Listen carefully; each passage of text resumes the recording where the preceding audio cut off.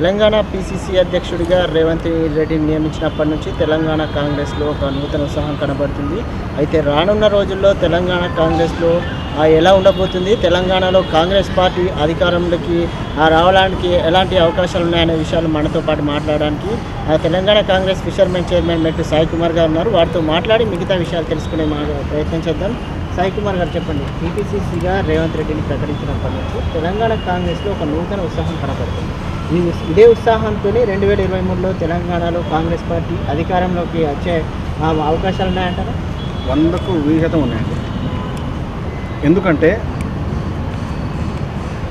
యువకులకు అత్యంత దగ్గరగా, మహిళలకు ఇంటి సభ్యునిగా, రాష్ట్ర ప్రజలకు తల్లో నాలుకగా ఉండే రేవంత్ రెడ్డి గారిని పీసీసీగా నియమించడం అంటే అందరి ఆమోదకరమైన విషయం.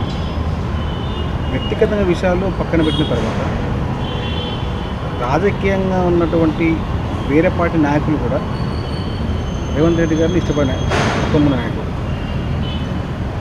బీజేపీ నాయకులు, అదేవిధంగా టీఆర్ఎస్ నాయకులు కూడా రేవంత్ రెడ్డి గారిని ఒక ఆదర్శంగా తీసుకొని ప్రశ్నించే గొంతుగా, ఒక వాగ్దాటి నాయకునిగా తెలంగాణ రాష్ట్రంలో కాదు తెలుగు రాష్ట్రాల్లో ఒక సుపరిచిత నాయకుడిగా ముందున్నాడు. అలాంటి నాయకుడిని తెలంగాణ రాష్ట్ర కాంగ్రెస్ కమిటీ అధ్యక్షుడిగా నియమించినందుకు సోనియా గాంధీ గారికి ధన్యవాదాలు. అదేవిధంగా ఇక్కడ ఉన్న 33 జిల్లాలో ఉన్నటువంటి అధ్యక్షులు కూడా వారి అభిప్రాయం ప్రకారమే పీసీసీ ఎన్నికైంది. వారికి కూడా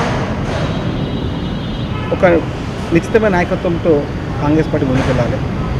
వచ్చే ఎన్నికల్లో ఏ ఎన్నికలు కానివ్వండి, కాంగ్రెస్ పార్టీ గెలిచి ప్రజల్లో ఎంత కష్టాలున్న వాళ్ళ కష్టాలు తీర్చాలి.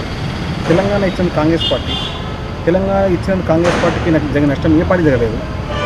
అదేవిధంగా వారి కోసం కాకుండా పార్టీ కోసం పార్టీ కాంగ్రెస్ పార్టీ గత 50 సంవత్సరాలుగా అధికారంలో ఉంది, చేస్తూ అంత ఉంది. కాంగ్రెస్ పార్టీ ఎప్పుడు ప్రజల కోసం ఉండే పార్టీ, ప్రజల కోసం ఉండే పార్టీ, వారి కోసమే కాంగ్రెస్ పార్టీ ఎప్పుడు ముందుంటుంది. అలాంటి విధంగా రేవంత్ రెడ్డి గారు ఎప్పుడు అందులో ముందున్నారు.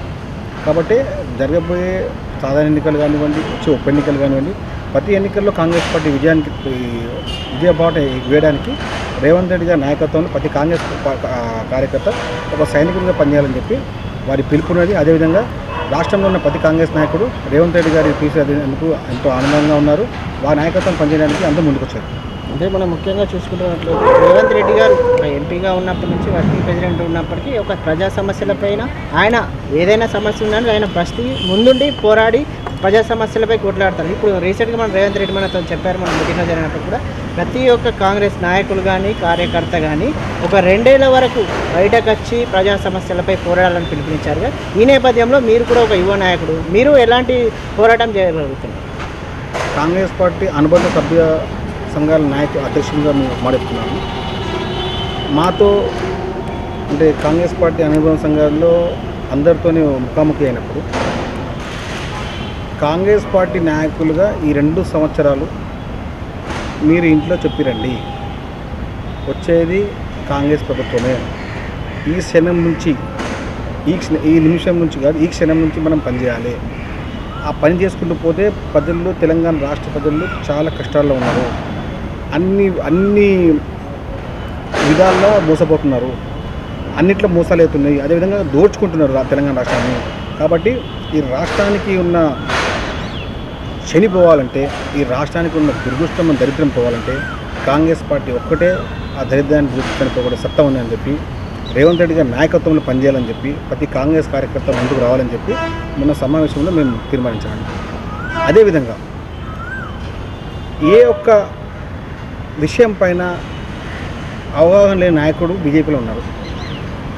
అదే పీసీసీ అధ్యక్షుల వారికి ప్రతి ఒక్క విషయం పైన, నిధుల విషయంలో కానివ్వండి, నియామకాల విషయంలో కానివ్వండి, నీళ్ళ విషయంలో కానివ్వండి, ప్రతి ఒక్క విషయం పైన ఒక సంపూర్ణ సమాచారంతో ముందుకొచ్చే నాయకుడు నూతన పీసీసీ అధ్యక్షుడు రేవంత్ రెడ్డి గారు. ఆ విషయాన్ని గ్రహించి ఇప్పుడు బీజేపీ నాయకులు కూడా వారి యొక్క ఆలోచనల్ని ఏ విధంగా ఉన్నాయంటే, తెర వెనుక టీఆర్ఎస్ బీజేపీ ఒకటే అని చెప్పి తెర ముందు ఏ విధంగా వారిని కప్పుపుచ్చారని చెప్పి వాళ్ళు చేసిన ప్రయత్నం చాలా వేరేగా ఉంది. మీరు చూడొచ్చు, టీఆర్ఎస్లో ఉన్న మంత్రిగా ఉన్నటువంటి ఈటెల రాజేందర్ గారు ఇట్లా బీజేపీలో ఇట్లా జాయిన్ కాగానే ఆయన పైన కేసులు ఏం విచారణ ఉండదు. మళ్ళీ కాంగ్రెస్ పార్టీ లేవెత్తగానే కావాలని మళ్ళీ ఏసీబీ విచారణ నాంపల్లి అని అన్నారు. అంటే ప్రజలని ఇంకెన్ని రోజులు ఎన్ని విధాలుగా మీరు మోసం చేస్తారు? తెలంగాణ ప్రజలు చాలా మేధావులు, ప్రతి ఒక్క విషయాన్ని గ్రహిస్తున్నారు. ఇక్కడ ఏ విషయమైనా గ్రహించలేదు అనుకుంటే మీకన్నా మూర్ఖులు తెలంగాణ రాష్ట్రంలో ఎక్కడ లేరు. ప్రతి ఒక్క విషయాన్ని తెలంగాణ ప్రజలు క్షుణ్ణంగా గ్రహిస్తున్నారు. గత 7 సంవత్సరాలుగా వాళ్ళు పడుతున్న బాధలు కానివ్వండి, తెలంగాణ రాష్ట్రం ఏర్పడిన తర్వాత నిరుద్యోగులు పడుతున్న బాధలు కానివ్వండి, నిరుద్యోగులు చూడండి, నిరుద్యోగులు కూడా వాళ్ళు జేఏసీ కూడా ఎంత గొప్ప ఆనందంగా ఉన్నారండి పీసీ సభ్యుల నియామకం పట్ల. అంటే వాళ్ళకు నమ్మకం వచ్చింది, ఇప్పుడు నెక్స్ట్ కాంగ్రెస్ పార్టీ వస్తుంది, మా ఆశలు కూడా నెరవేరుతాయి, మా ఇంటికి ఒక ఉద్యోగం వస్తుంది, మా దళితులు నాయకులు అవుతారు, ముఖ్యమంత్రి అవుతారు, ముఖ్యమంత్రి అవుతారు, మాకు సామాజిక న్యాయం వస్తుందని చెప్పి ప్రతి ఒక్కరు కేవలం కాంగ్రెస్ పార్టీ వాళ్ళు. వేరే పార్టీ ఏ పార్టీ ఇప్పుడు చూడండి, టీఆర్ఎస్లో ఒక వర్గం ఉంటుంది, బీజేపీలో ఒక వర్గం ఉంటుంది, కాంగ్రెస్లో అన్ని వర్గాలు ఉంటాయి. అన్ని వర్గాలకు సమతౌల్యం ఇచ్చుకుంటూ మొన్న పీసీసీ కూర్పైంది. బీసీలు, ఎస్సీలు, మైనారిటీ ప్రతి ఒక్కరు వర్తింపజగా ఉన్నారు. ఉపాధ్యక్షులు ఎస్సీలు, బీసీలు అందరూ ఉన్నారు. వేరే పార్టీలో చూడండి, ఒకటే నాయకుడు, వారి కింద అందరూ సేవకులే, ఇక్కడ అందరు నాయకులే. కాబట్టి నాయకత్వాన్ని బలపరుస్తూ సోనియా గాంధీ గారు తీసుకున్న నిర్ణయం, అదేవిధంగా రాష్ట్ర ప్రజలకు తీసుకుని ఆనందంగా ఉన్నారు. రేపు వచ్చే ప్రతి ఒక్క అంశం కూడా కాంగ్రెస్ పార్టీ ముందు ఉంటుంది. కాంగ్రెస్ పార్టీ వల్ల తెలంగాణ రాష్ట్రం వచ్చింది. అదే కాంగ్రెస్ పార్టీ అధికారం రావడం వల్ల తెలంగాణ రాష్ట్ర ప్రజలకు అన్నీ నెరవేరుతాయి. అంటే తెలంగాణని ఇచ్చింది కాంగ్రెస్ పార్టీ, తెచ్చింది కాంగ్రెస్ పార్టీ, కానీ తెలంగాణలో అధికారంలోకి రానిది కూడా కాంగ్రెస్ పార్టీ. అంటే ముఖ్యంగా ఈ కాంగ్రెస్ పార్టీ అధికారంలోకి రాకపోవడానికి కాంగ్రెస్ పార్టీలో ఒక ఐకమత్యం అనేది ఉండదనే అపోహ ఉంది. ఇప్పుడు మరి రేవంత్ రెడ్డి పీసీసీ ప్రెసిడెంట్ అయ్యాడు కదా, ఈయన అందరినీ కలుపుకొని పోయి మళ్ళీ కాంగ్రెస్ పార్టీని అధికారంలోకి తీసుకొచ్చే అవకాశం ఉంది. 100% 100% ఉందండి. ఎందుకంటే 2014 ఎన్నికల తర్వాత తెలంగాణ రాష్ట్రం విడిపోయిన తర్వాత మీడియా సహకారం కూడా కాంగ్రెస్ పార్టీకి చాలా తక్కువ ఉంది. కాంగ్రెస్ పార్టీకి మీడియా కొంచెం ఉంది, అది కూడా ఆంధ్ర రాష్ట్ర ప్రజల చేతిలో ఉండే. దానివల్ల మీడియా సహకారం చాలా శూన్యంగా ఉంది. అంటే కాంగ్రెస్ పార్టీలో వర్గాలు ఉంటాయి, వాళ్ళ విభేదాలు ఉంటాయి. ఇక్కడ మొత్తం ఒక స్వతంత్ర భారతదేశంలో కాంగ్రెస్ పార్టీలో వాక్చాతుర్యం అనేది చాలా స్పష్టంగా ఉంటుంది. వాళ్ళకి స్వేచ్ఛ అనేది చాలా విధానం ఉంటుంది. అంతే, వేరే పార్టీ ఇంత స్వేచ్ఛ ఉండదు. కానీ ఇప్పుడు రేవంత్ రెడ్డి వచ్చిన తర్వాత అందరు సమిష్టి న్యాయంగా, సమిష్టి సహకారంతో, సమిష్టి విజయంతోనే కాంగ్రెస్ పార్టీ ముందుకెళ్తూ వాళ్ళ ఆలోచనలు, సూచనలు తీసుకుని చెప్పి రేవంత్ రెడ్డి చెప్పారు. కాబట్టి వారికి ఒక స్పష్టమైన విధానం ఉంది. ఎన్నికల్లో ఎలా వెళ్ళాలి, నాయకులతో ఏ విధంగా ఉండాలి, అదేవిధంగా యువకులను ఏ విధంగా మనం ప్రోత్సహించాలి, మహిళలను ఏ విధంగా మనం రక్షించాలి అనే ఒక స్పష్టమైన విధానంతో ముందుకెళ్తున్నారు. కాబట్టి ఆ విధానాన్ని ఏర్పాటు చేసుకుంటూ రాబోయే ఎన్నికల్లో కాంగ్రెస్ పార్టీ విజయం సాధించింది. అది 2023లో 2023 కానీ 2024 కానీ ఏ టైం ఎన్నికలు వచ్చినా కూడా కాంగ్రెస్ పార్టీ తెలంగాణ రాష్ట్రంలో ఏర్పడుతుంది. అంటే ముఖ్యంగా టీపీసీసీకి చాలామంది పోటీ పట్టారు. దీనిపైన ముఖ్యంగా రేవంత్ రెడ్డికి కోమటిరెడ్డికి మధ్య చాలా పోటీ జరిగింది. చివరిలో రేవంత్ రెడ్డిని ప్రకటించారు. కానీ దీనిపైన కోమటిరెడ్డి కూడా అసంతృప్తిగా ఉన్నట్టు మనకు తెలిసింది కదా. అంటే ఇప్పుడు ఎలా ఉండబోతుందంటే కోమటిరెడ్డి కొద్దిగా అసంతృప్తి వ్యక్తం చేశారు. అంటే ఆయన కలిసి రేవంత్ రెడ్డి పనిచేస్తారంటే అట్లా కాంగ్రెస్ పార్టీ ఏంటంటే వారు చెప్పిన ఆలోచనలు వాళ్ళు బయటపడ్డారు. కానీ కాంగ్రెస్ పార్టీ అధిష్టానం వాళ్ళని ఓ సముచితంగా స్థానం ఇస్తుంది, వాళ్ళకి న్యాయం జరుగుతుందండి. ఎందుకంటే రేవంత్ రెడ్డి గారి ఎన్నిక అనేది అధిష్టానం పరిధిలోని విషయం కాదండి. అధిష్టానం నిర్ణయించింది. ఎలా నిర్ణయించింది?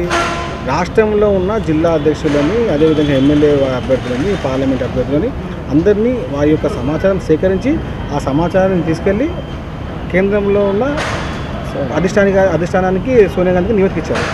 ఆ విషయం ప్రకారమే ఎన్నికైంది. కానీ కొన్ని అంటే ఆయన సీనియర్ నాయకుడు, 4 సార్లు ఎమ్మెల్యే, 10 ఎంపీ ఉన్నారు. కొంచెం రాజకీయంగా కొంచెం బాధనే ఉంటుంది. కానీ కేంద్రంలో ఎక్కువ కానీ ఏసీసీ కొత్త అధ్యక్షులు వస్తారు. అదేవిధంగా వారి నాయకత్వంలో కూడా ఓ మంచి నాయకత్వం ముందుకు వెళ్తే అది మంచి సంస్థ స్థానం ఉందని చెప్పి మాకున్న సమాచారం ప్రకారం ఉంటుందండి. కానీ ఒక మంచి నాయకుడు నల్గొండ జిల్లా కాదు, మన తెలంగాణలో కూడా కొమ్మడిగా మంచి పేరు నాయకుడే. కానీ ఆయనకు కూడా న్యాయం జరుగుతుందని మా ఆశ. అంటే ఇప్పుడు ఈ నెల 7న రేవంత్ రెడ్డి ప్రమాణ స్వీకారం చేయబోతున్నారు. ప్రమాణ స్వీకారం చేసిన తర్వాత మొదటి ఎన్నికలు హుజూరాబాద్లో రానున్నాయి. ఈ హుజూరాబాద్లో కాంగ్రెస్ పార్టీ ఎలా ఉండబోతుంది? కాంగ్రెస్ పార్టీ హుజూరాబాద్లో గ్రామాల్లో, మండలాల్లో, ప్రతి ఒక్క ఊళ్ళల్లో కానివ్వండి, విలేజ్లో కానివ్వండి మంచి పటిష్టంగా ఉంది. కమలాపురం నియోజకవర్గం హుజురాబాద్ నియోజకవర్గంగా ఏర్పడింది. గత 8 ఎన్నికల్లో ఎప్పుడు కూడా కాంగ్రెస్ పార్టీ గెలవలేదు. గత 8 ఎన్నికల్లో ఈయన 6 సార్లు, దానికన్నా ముందు పెద్దిరెడ్డి గారు, దానికన్నా ముందు మన ఎవరు ముద్దసాని దామోదర్ రెడ్డి గారు, ఇలా ఇలాంటి నాయకులతో ఉన్న రాజకీయంలో కాంగ్రెస్ పార్టీ ఎప్పుడు కూడా మంచి స్థానం లేకుండా. కానీ 2018 ఎన్నికల్లో కాంగ్రెస్ పార్టీకి 61,000 పైచిలకు ఓట్లు రావడం జరిగింది. ఆ ఓట్లని ఇంకా కొంచెం పెంచుకుంటే రాజకీయంగా కాంగ్రెస్ పార్టీకి రేపు మంచి విజయంలో మంచి కీలక పాత్ర ఉంటుంది. అదేవిధంగా ఇప్పుడు టీఆర్ఎస్లో ఉన్న నాయకులు బీజేపీ కోటేసుకుంటారు తప్ప కాంగ్రెస్కి ఎలాంటి మన దానికి ఓట్ బ్యాంక్ ఎలాంటి నష్టం ఉండదు. ఎందుకు ఉండదంటే కూడా టీఆర్ఎస్లో పనిచేసిన నాయకులు బీజేపీకి ఇస్తారు. కానీ బీజేపీ లాస్ట్ ఎన్నికల్లో 2,000 పైచిలకు ఓట్లు తప్ప ఎలాంటి ఓట్లు సాధించలేదు. కాబట్టి ఏ ఎన్నికలు వచ్చినా కూడా బీజేపీకి కానీ కాంగ్రెస్ కానీ కాదండి. ఇప్పుడు వచ్చే ఎన్నికల్లో టీఆర్ఎస్ సంబంధించిన కాంగ్రెస్ సంబంధించిన అభ్యర్థికే ఆ పోటీ ఉంటుంది. బీజేపీ అక్కడ 3వ స్థానంలో ఉంటుంది. ఇది అంటే రేవంత్ రెడ్డి టీపీసీసీగా బాధ్యతలు చేపట్టినప్పటి నుంచి తెలంగాణ కాంగ్రెస్లో ఒక నూతన ఉత్సాహం వస్తుందని చెప్పి ఏదైతే తెలంగాణ తెచ్చింది కాంగ్రెస్ పార్టీ కాబట్టి ఈ నేపథ్యంలో సోనియా గాంధీకి 2023లో తెలంగాణలో కాంగ్రెస్ పార్టీ ప్రభుత్వాన్ని ఏర్పాటు చేసి కానుక కూడా ఇస్తామని చెప్పి వీరు చెప్తున్న పరిస్థితి.